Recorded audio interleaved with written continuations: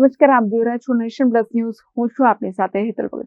જાલોદમાં MGVCL વિભાગ light bill ન ભરતા 33 ગ્રાહકો પર ત્રાટકી છે. પોલીસની મદદ લઈ લાઇટ બિલ ન ભરતા ગ્રાહકોના મીટર જપ્ત કરાયા છે. દાહોદ જિલ્લામાં જાલોદની એમજીવીસીએલ એક્શન મોડમાં આવી છે. જાલોદ એમજીવીસીએલ વિભાગ લાઇટ બિલ ન ભરતા 33 ગ્રાહકો પર ત્રાટકી છે.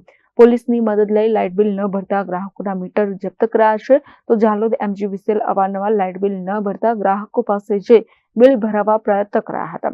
ખાંટવાડા વિસ્તાર અને સાંઈ મંદિર પાસેના કુલ 33 ગ્રાહકો પાસેથી અંદાજિત 3,63,000ની લેણી નીકળતી રકમ માટે પોલીસના સહયોગથી લાઇટ બિલ રિકવરી માટે ગયા હતા.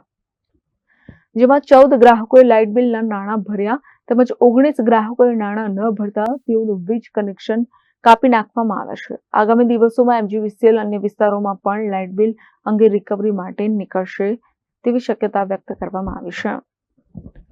Shailesh Kumar Rathod, Nation Plus News, Dahod. સમાચારોના સતત અપડેટ મેળવવા માટે અમારી નેશન પ્લસ ન્યૂઝની યુટ્યુબ ચેનલને સબસ્ક્રાઇબ કરો, બેલ આઇકન દબાવો અને જોડાયેલા રહો ફેસબુક, ઇન્સ્ટાગ્રામ અને ટ્વિટર પર.